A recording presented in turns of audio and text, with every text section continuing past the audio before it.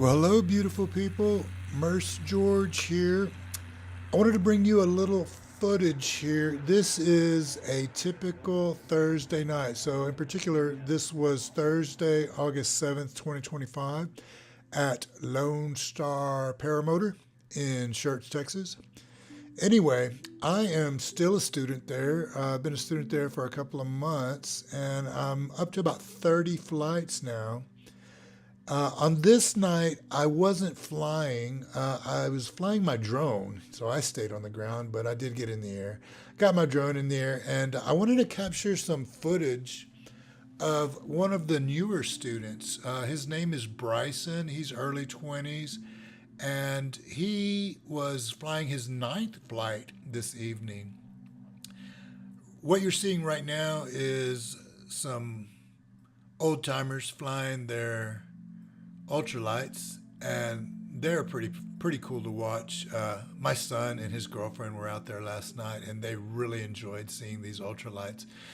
They get up in the air like nothing, and the maneuverability on those things, it's like nothing else, man. They just move them around with such ease, what seems like such little effort, and they can virtually almost go straight up on those things.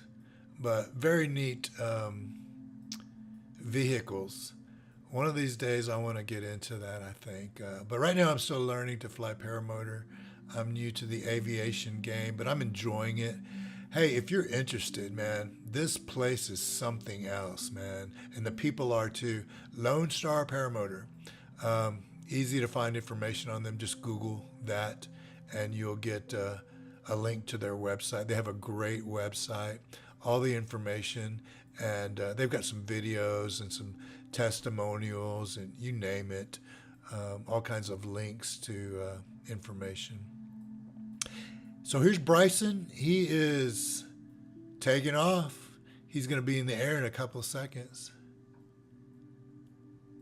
So you see the sun in the background. It was a beautiful evening. Still a little warm, but an excellent looking sunset.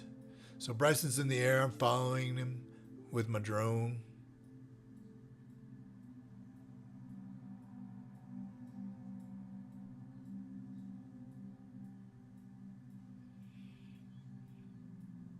You can't imagine what that feels like, man. I tell people all the time, it's like I have a superpower. I feel the same way. I also ride electric unicycles, and to be able to balance on one wheel and fly down the road at 40 miles an hour, that's a superpower too.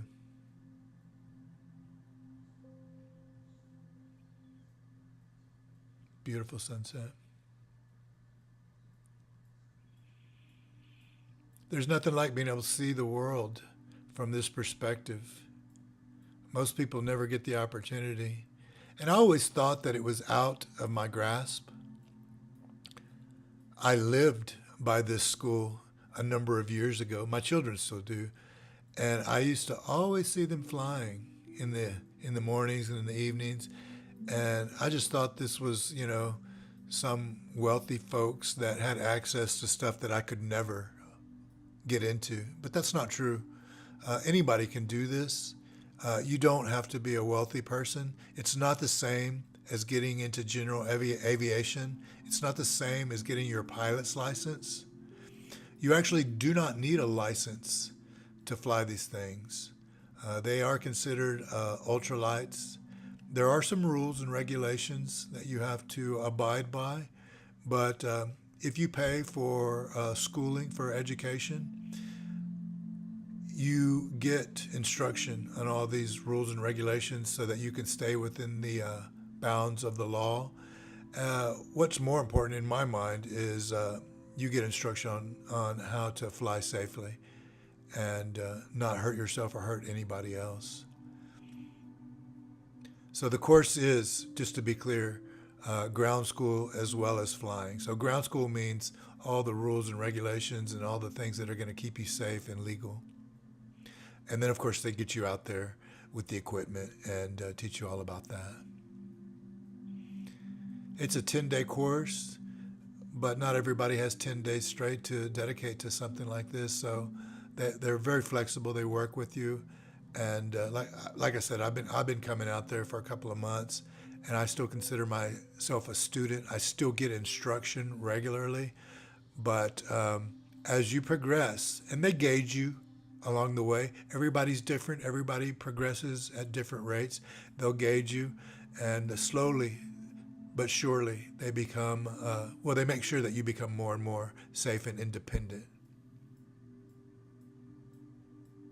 Hope to see you out there, guys.